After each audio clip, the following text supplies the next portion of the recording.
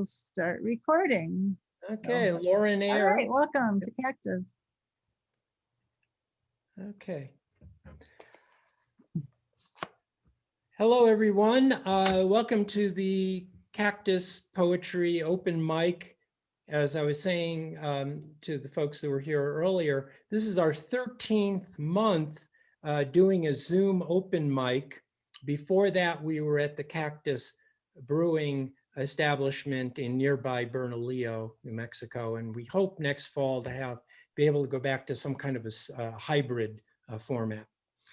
Before we get started with our features, I wanted to announce the publication today, actually, of a book of art and poetry by our late friend, Julie Suzanne Brocken.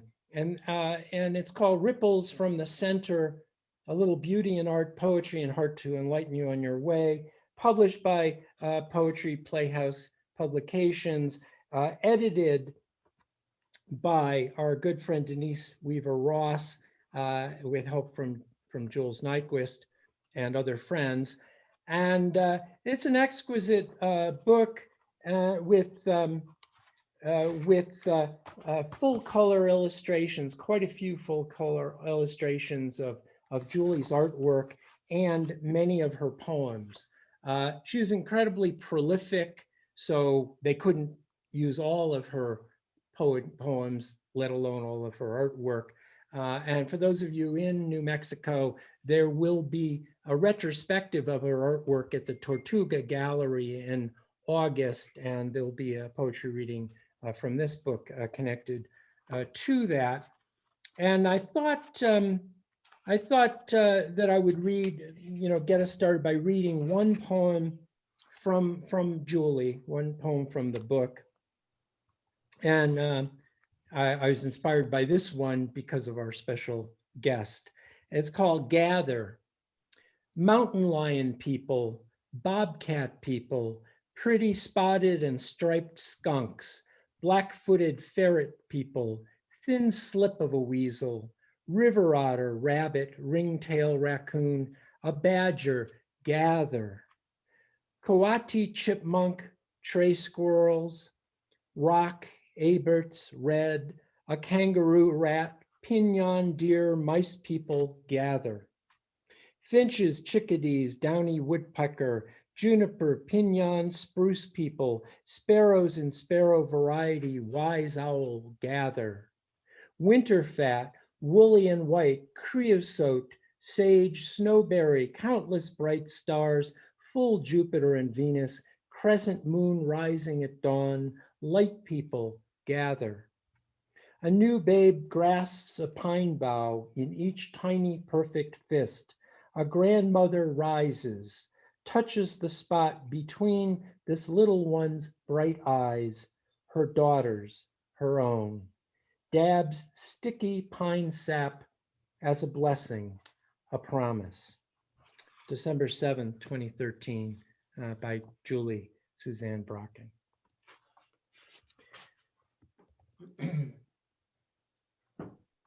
So, our first reader tonight is Kitty Jospe, and Kitty is from or lives in Rochester, New York, where she's a prominent member of the poetry community, frequently gives readings and also gives talks at the Memorial Art Gallery and at the Pittsford Library, and now via Zoom. I got to know her, 10 or 12 or something years, maybe 15, anyway, years ago, when I was involved with the Just Poets organization in Rochester. And Kitty and her husband, Nick, were kind enough to frequently host our holiday parties and our picnics. And they were always grand occasions, and she's an amazing hostess. And she also would sometimes put on workshops at her house, and that's how Jules and I met the Long Island poet George Wallace that we became good friends with. And And I should say when I retired from RIT in 2019, she was also kind enough to let us stay at her new place in downtown Rochester, which was great. Kitty is a retired French teacher with an MA in French literature from NYU and an MFA in creative writing from Pacific University. Her poems have appeared in numerous publications and anthologies and in 6 books, including Cadences, Mosaic Q, a Finishing Line Press semifinalist, Gathering Lines, Golden Smoke, and Twilight Venus. And the newest book, Someone, which took me a while to get the pun, spelled SUM:1. Someone was published just last month by FootHills Publishing in Kenona, New York. So it's just a great pleasure, always a great pleasure to hear Kitty Jospe.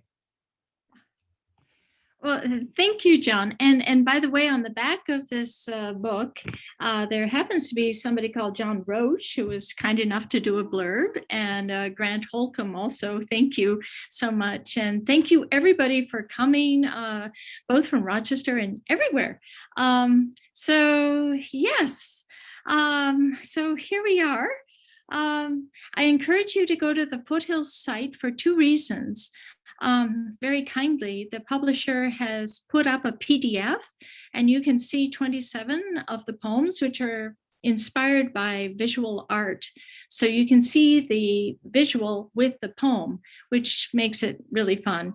And there's also a little button to click if you want to do a voluntary donation. The first 100 copies of the book, I gave all proceeds to an organization called East House in Rochester. I said something about it in the chat. So this idea of someone, each one is important. We're all someone. So how appropriate, John, that you had read a poem about all the different kinds of people gathering. I love that. So I'm going to start. This is the cover. And if you notice, it's Japanese gates. So the opening poem is called Sacred Corridor. Here, I'll just put it over here so you can see the picture. Sacred corridor, each gate an offering, gift, extending an invitation, each gate equal, receiving, perhaps a request for a wish to come true, perhaps an offering to honor sacred spirits. Each, perhaps, starts to ribbon the posts along with the sun's swirls reflected in the pale red paint, that all of us may be at peace, all, one. So I was honored to be invited to read tonight, and with Gary, who asked me if I would read 2 more poems from this book. The first one is called Komoribi. Excuse me, I'm going to roll my Japanese R's. You're not supposed to do this. It's Komoribi. I can't do it. It just sounds ugly, so it's Komoribi. But it comes from 3 syllables, or 4 syllables, but 3 words. The first is ko, which, and next is more, and then there's bi, and that stands for tree, and then the stem of a verb, which means to leak out, and the final one is a kanji for day or sunlight. So you string them together, and you have this wonderful idea of sunlight shining through the trees. So I love that in other languages, we can have one word for an entire concept. So this is what the poem is trying to do, and the syllables flow through the poem visually to give that sense of sunlight. Komoribi. Komoribi in Japanese means the sunlight filtering through leaves in an interplay of light. Komoribi, a corner of a moment, a movement fluttering rays of light, and it catches bees in the beach. I thank this word. how its silk of syllables ribbon my flight of questions about bees, tumbling in the honeydew of beech leaves to savor the secrets of woolly aphids. Perhaps there is a word for this interplay, Komoribi. For me, the syllables capture now the magic of circadian rhythms, pollen-dusted feet. Come, revel, an imperceptible rustle in a dance of light. The other poem that Gary asked for was Ishidoro. This is a name for stone lanterns in Japanese. And it's actually, we had the honor of doing a pilgrimage to visit 25 of the 88 temples in Shikoku. So these stone lanterns are a name that a great philosopher, Enshui, gave to this shape, which resembles the long cranium of the god of fortune, Fukurokuju. So, Ishidoro. Everything livens in the sun's warmth. This moment, memories. The light softly, yet firmly, kisses the lit lantern windows with a whisper of movement as the moss grows tight on their granite hats. In the sacred space, we meditate at the speed of the heart, understand a generosity of moss to bandage what is cracked at risk of breaking. Feel its soft green as living hope. So I do love sound. I am a musician. So part of the magic of poetry lies in sound. So here I'm exploring the sound of oh, so, in the roundness of oh. It is enough to say so, enough to say so. Just for this moment, I only want soft voicing in the roundness of oh. The years slipping in so, slipping by so after so. I'm feeling just ever so E minor, glad for older, wiser voices who have lived the roundness of oh, the years slipping in from so to so, until a sprightly rhythm of cockles and mussels chimes in, alive, alive, oh. Oh, Molly's fate did not include the billow of bolero, the swerve and sweep of two in love, caught in the complexity of notes. The moon is kissing both in a wild garden, playing with what we think we see. Oh, Molly Malone, it's enough to believe melting O's, like the blues singers singing, you know, I didn't know I loved her until I began to let her down so. And the music making the sound of the rope straining over the coffin as it lowers into the ground. It's enough to say, so, just for this moment, I only want soft voicing in the roundness of oh. The years slipping in so, slipping by so, those shells of years holding what's alive, alive, oh. Thank you. So, as you know, this is April Poetry Month, and we're supposed to write a poem a day. Many of you are doing this National Poetry Write a Poem a Day thing. So I'm changing gears now. The next 4 poems are from Daily Prompts for Poetry Month. The first one was the prompt, write an ode or a lament to a favorite appliance. Good luck with that. good luck. So I did a little bit of research on Insinkerators, and I found that they had a model called the Badger. And if you know about badgers, they're powerful. They have paws that can, sharp claws, they can grind up things. They're great for digging, etc. Anyway, I thought that would be good for an understated political overtone of shredding the unsightly, the smelly, and the unwanted. And then I added a little paradoxical timidity to the disposal, unseen, as it impales with the noun pusillanimity, which is lack of courage or determination. So here we go. I'm going to sing it to Ode to Joy, as Beethoven wrote it in the Ninth Symphony. Here we go. Ode to Badger 5. Insinkerator named you fairly for the power of magic that be. Glorious grinder without reminder, we sing praise of sublimity. Waste might enter your spinning shredder, what fashion sternly charged outcast. Badgers and palers work like tailors, rip seams with pusillanimity. Insinkerator squarely assures disposal impales unseen. Like a badger's claws, most surely you whittle down unwanted clean. Remember days of stinking garbage, rotting scraps, unsightly seen. Here's to modern progress, invention. Here's as useful as the flush latrine.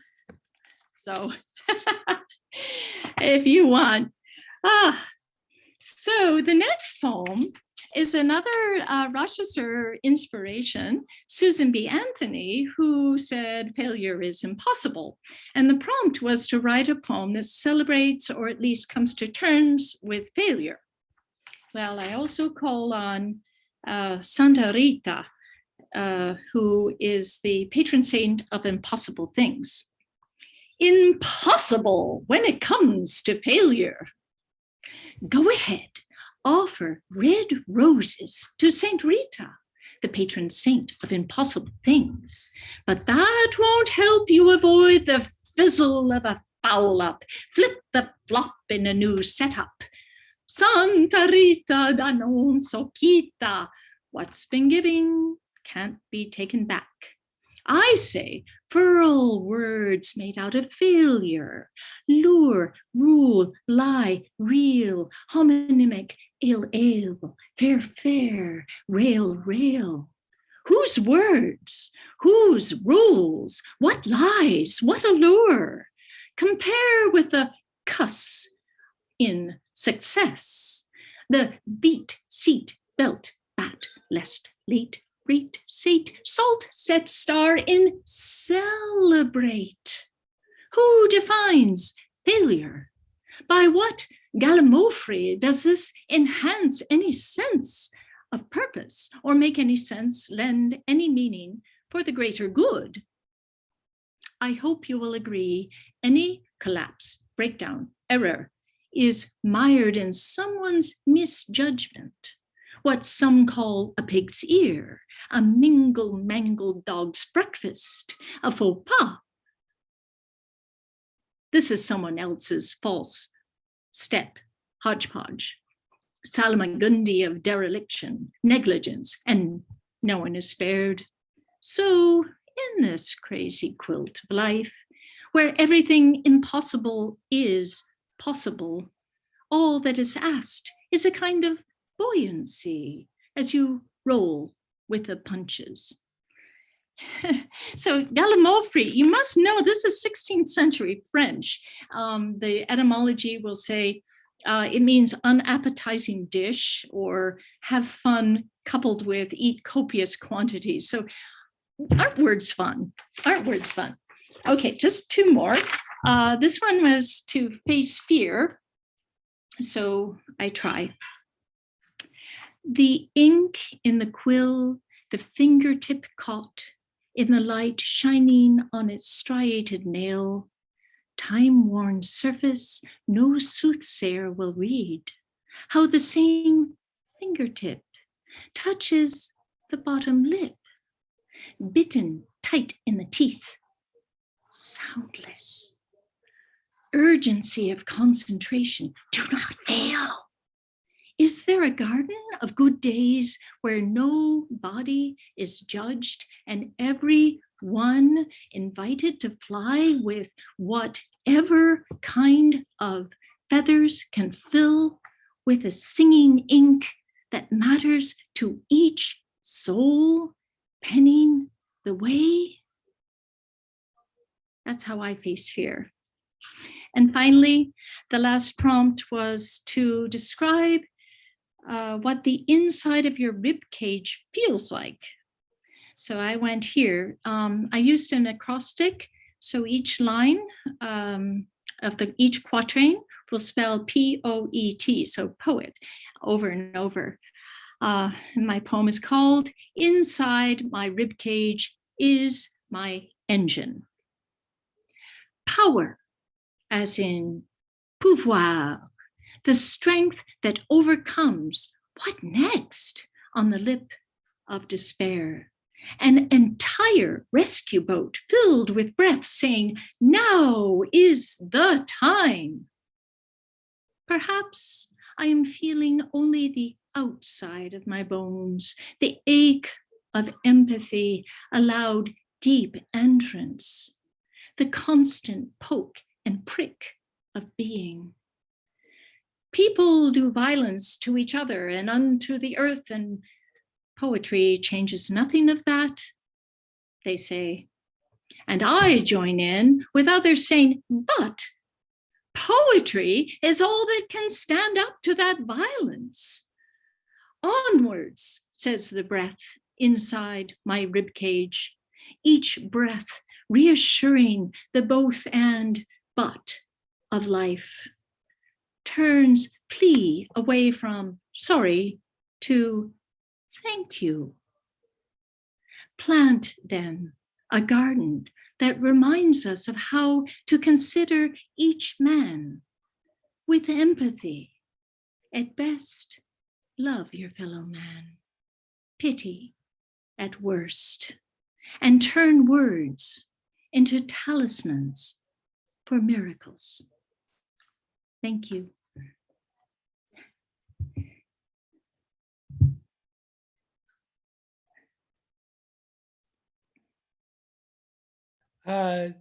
Well, fabulous reading.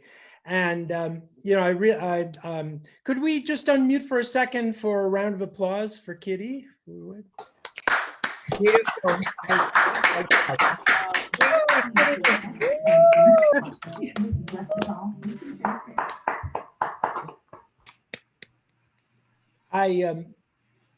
You know, I really love your attention to words, the shape, the taste of the words, the sound of the words, and which reminds me actually also that you gave a tremendous lecture for Just Poets a couple months ago on the musicality of words, so of poetry. So thank you so much. And I will never hear Ode to Joy the same way. For better or worse. Anyway, marvelous. Thank you so much, Kitty. Thank you.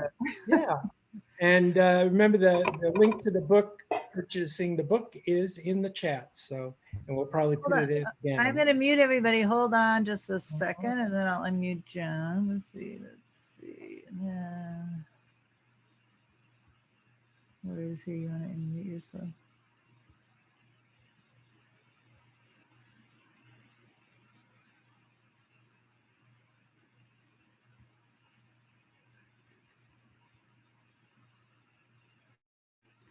John, you want to unmute yourself? I can't find, I'm trying to find you in here. Anyways. Okay, I think you're good. Okay, good. Yay. And I see more friends have come. Terrific. Okay, Oh, so our I just wanted to say Beethoven and Ode to Joy, and changing the words to that is really great. I couldn't unmute before technology, but now, so I just had to put that in. Thank you, Joe. thank you, Joe Sorensen. Joe is in Albuquerque, and he is a former classical music DJ. So You got it. yeah, so he knows of what he speaks. All right, moving on to our second feature from Santa Fe, New Mexico, Gary Worth Moody. And Gary again is one of those, you know, go-to writers in the whole all of northern New Mexico, and someone that I just always delight in speaking to and in hearing. And Gary's the author of 3 volumes of poetry, including most recently the Burnings from 3 at Taos Press, which is a beautiful, beautiful book. And it's hard to describe, extraordinary poems with a lot of historical research behind them, but beautiful and terrifying poems. And he also, I'm going to mispronounce this one. Sorry. The Burnings is a winner of the 2020 New Mexico Arizona Book Awards in poetry. He also had a book in 2015 that I'm going to mispronounce. Asaquan. Gary, can you correct me there? It's Occoquan. Occoquan. You did a good job, John. Okay. I didn't get the hard C's. Okay. Occoquan from Red Mountain Press, and Hazards of Grace, also from Red Mountain Press. And his poems have appeared in many, many journals on both sides of the Atlantic and in the anthologies Cabin Fever, Poets at Joaquin Miller's Cabin, and Weaving the Terrain. Gary was raised on farms and ranches in Texas and New Mexico, has worked as a forest firefighter, cowboy, building a town for coal miners in Siberia, and he's also a falconer. And he's working on a COVID update to his 4th manuscript, This Feral Light, and also working on a novel with a great title, Why the Comets Have Come to Shun the Earth. So very much looking forward to Gary Worth Moody. Thank you. Is the volume okay, John? It sounds good to me. Okay, good. So I wasn't intending to read from the first book, but there's a young man in the audience who I met in Siberia, who's now a terrific filmmaker in Los Angeles. His name is Andre Konst, and I see that he's here. So in honor of Andre, who's so full of wisdom, it'll just chill your heart. I mean, he's just a terrific writer as well as filmmaker. This harkens back to our Siberian days, and it's entitled Elegy for the Ugliest Man in the World. As an epigraph: the truth is neither black nor white, more the color of ash in melting snow. Tatiana Mikhailovna. In a foreign yet almost familiar country, you will need to be, say, in Siberia, almost lifeless. Your tongue will be your ears, choked as if you listen through ice. You will learn the sacred separation between translation and interpretation. How moon interprets sun, how sanctity sin, how each darkness and simplest light are imperfect mediums, how strobed through soon to be skeletal birches, August's last lingering light sifts under cloud through a taxi's rain-sheened glass. The rain of the Veronicas, tiny miracles of wild strawberries that hazard first frost. The day you first note the way, even through rain, sunlight chastens the knives of her hair to flame in your lap as she dozes in the cab's backseat sauna. with Siberian engineers in the hotel dining room, the meal of wild buttered mushrooms sauced with heavy cream, kielbasa, crannied bread, Armenian lamb, salad of potato, cucumber, and smetana, sour cream flecked with grated onion and chopped wands of dill. Frigid vodka chased across the tongue by fizzed water laden with mineral bottle of 2 fingers tequila looted from the hotel gift shop and saucers of Kazakh limes peppered with Kamchatka's black volcanic salt. Throughout the meal, she argues her Sasha is the ugliest man in the world. And when you meet him at the Thanksgiving feast, she allows you to prepare in her kitchen for the American workers. Your fingers accidentally touch as she and you replace fat from under the skin of the scavenged goose with garlic clove, hawthorn berries, and dried chiltepine peppers gathered near your birthplace in South Texas. After all of the Americans except you have fled back through the ice, she will disappear into the warren of her flat to draw her bath, and you and he will sit in the haze of steam that sifts through the curtain skein that guards her room and share in the mirrored reflection of her as she dries and combs out her hair. Glass after glass of vodka, and on dry toast chili paste, claiming it's sweeter than syrup of Veronica's, daring either to be first to surrender his tongue to a cooling spoon of yogurt. And the next day, you will argue with her that his is the beauty and grace of a dancer, that you have fallen in love with him. Until the blizzard on the 3rd night after the rind of his skull has been blown apart and all that is left to be recognized beneath a shattered street lamp in testament to Novokuznetsk's gangs is the tattoo at the top of his spine. When the only light is a ceramic heater's flare across the blood orange wash of her hair, across a solitary sapphire veins calligraphy through the arc of her breast, the only heat you are able to sense rains off her body, your breath, hers, the only air, her lavender scent, the only taste, her salt, the only voice, her whispered song, arguing that yes, now he is yes, finally yes, impossibly beautiful, and each of you, yes, must wear yes, the primal shared guilt of yes, being alive. So we'll move on to the burnings. And I'm going to read one poem from the burnings, and then I'm going to move into some newer work. The heart of the burnings is actually the story of Cortez's invasion of Mexico City, Tenochtitlan, and the battles with the Aztecs. And the Aztecs and the burning by Cortez of the Aztec aviaries, which basically broke the heart of the Aztecs, that brutal action. And this poem is called "The Bird Keeper's Daughter Refuses to Translate the Spaniard's Request to Build an Altar to Christ within the Temple of Xiipitotec, the Flayed God. When they asked, I was unable.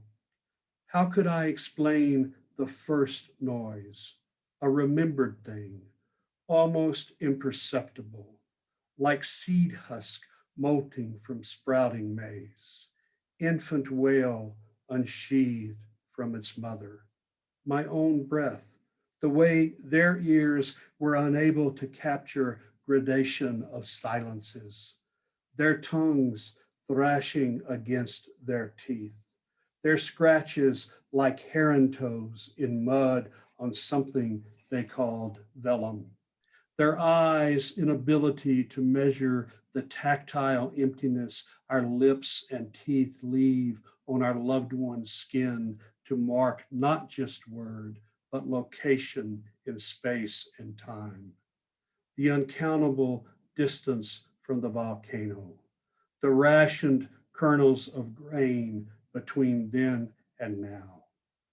How could I explain that each taken heart and flayed skin required unspeakable words, not unlike the variant sound of wind through feathers? So I'm going to move on to some newer work, some of which deals with the pandemic, some of which deals with the time before the pandemic. There'll be a lot of birds in here. Some of the imagery will have to do with falconry. I'll try to explain any words that you might not know. This poem has a word in it called Cholla, which, if you're not familiar with Cholla, it looks like deer's antlers covered with spines that seem to jump off of the tines of the antlers into your skin. Having followed all morning the unnamed trail through last autumn's fallen juniper berries surfaced with eroded snow, I doze in noon heat against boulder of black stone. When the black-tongued dog finally wakes me, her mouth bristles with cholla. As I twist spine after spine from her lips, she holds still, unfazed by vulture's darkness masking the sun above us.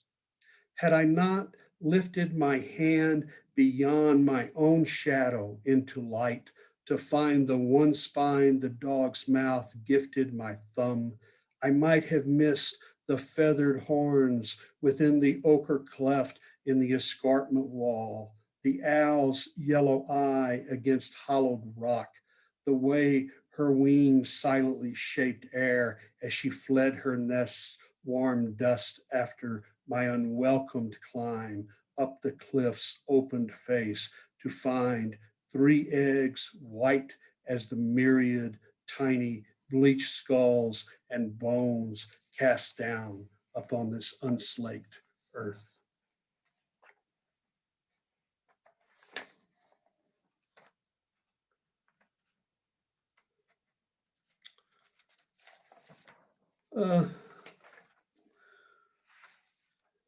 The next piece that I'm going to read has a rather long title that runs into the poem itself, and it's about a hawk. In winter's dark mew behind window glass, through moonlight, I hear faint scrape of steel ring against the rope wrapped iron bow that curls beneath your talons curved obsidian. Each a perfect killing arc that longs only to open a life. With each embrace, loosen heart's blood, unlock the vein-strung prison's secret pulse. Out onto crusted snow, glazed blue with moon, I step, shudder, as an immense gray and feathered shadow lifts itself off the southern adobe wall, carrying colder silence with its wings. A great horned owl, furious at the shelter in which she finds you. When I enter your mew, I hear you rouse. I catch the undulant movement of your head in barred moonlight just before you launch yourself above raked snowless sand onto my glove. With you secured on my fist, I bend and unclasp the umbilical that keeps you close to the perch. You lift one foot, then stamp down hard on the bloodied meat I've brought you. Through the glove's stained hide, I feel the sharp strength and death you hold almost gently. Your amber eye gleams with moonlit promise. Certain I am, you sense the shiver of my own pulse through the glove's doubled skin. All my life long, I have craved the echo of your cry against sun, the silent fury of your wings as you fall from a soar into the wash of my still beating heart, the delicate frenzy with which you tear life from earth to carry into sky. I know in the coming seasons, your eye will darken almost as black as your talons.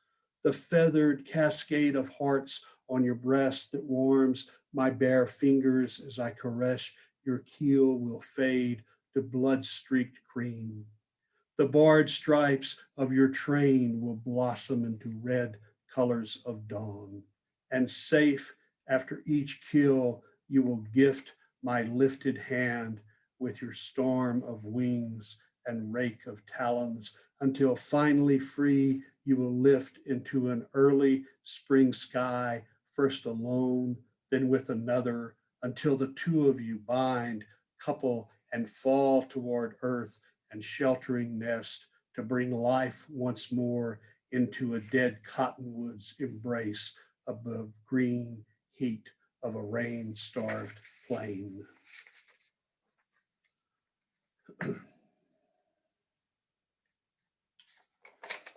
The next piece that I'm going to read, let's see, how are we doing on time here? I'm going to read two more, I think. The next piece that I'm going to read has to do with the coronavirus, if I can get it right here.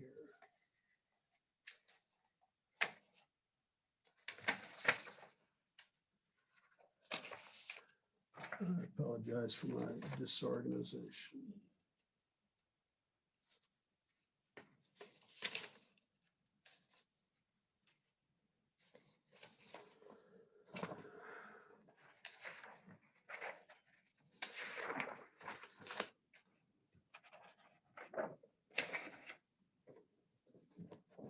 This piece is entitled Wait. Wait. 1. They wait for you, the elk, beneath moonlight slanted off cloud. The elk wait at the edge of Arroyo Colorado. The elk breathe, their breaths steam against the icy mist. Each inhalation and exhalation so cautious, endangered, dark. The elk breathe, their hides steam. For a few breaths, they hold still, as if almost to let you, though other, pass through them. If you come close enough, you might sense each eye's embered heat. Hear slip from their mouths of silk the under language, each syllable wet with magma lifted from beneath the earth. You are not dreaming. You must borrow their breath. You must run the way the gangly bull calf flees the sudden cough of the cougar, running for its life on frangible legs toward water captured between stones, with breath shrill as sound off the raven's wings that bring dusk. The bleat of its dying, not unlike the sound of lips leaving skin. Tomorrow you will find the fractured molecules of its last breath among juniper fractals. Breathe in, taste the pollen through the Apache locust hymn. Beneath white willows, red flows. The elk are waiting. 2. On caught water's rind, algae blooms. Jailed between stones, the water warms into spring. The rock cistern grows rancid with life, yet this algae brine offers no protection, no succor, nor sanctuary for the half-submerged elk calf bones, bleached white long before this year's rain or fluid snowmelt. The sun comes for the water. In this ruin of our making, the sun comes for us all. When the kill was made, there was no snow on the ground. There was stalking and breath and running, and fangs as white as the bleached skull, now refracted through the water's greening crust. A throat opened and a creature bled out. Tonight, throats will close all over the earth. Breath will vanish. Some may survive until the sun comes as the sun came for the red in the willows, the red that came not from sap. If stricken, we may evolve before death into a state which is almost wildness. We may, between unanswered prayers, remember the gift of breath, join death's dance alone with only the virus for company, the virus that burrows into our lungs, seeking cytoplasmic refuge, replication. Without us, the virus will perish. It gifts us the ecstasy of being needed, the way the cougar required the elk, the algae, sun. To find the way to survive, myriad species require our departure. Yet in your leaving, remember the elk. Running, remember sharing the last of the elk's breath. Remember soon you will have no breath to share. To the west, rain is falling. It is not snow. The white willows gleam red. In the west moonlight, we may be dying. The sun is coming. The elk are breathing. Out of breath, we are running. A cougar works the white willows. Be unafraid, or be the elk, full of wild breath. In wildness, be the red life that nurtures the virus, the red life that slicks the white willows, the red life of the downed bunting that offers to the hawk her still red and throbbing opened heart. And I'm going to read one last piece. I just need to find it in my madness here.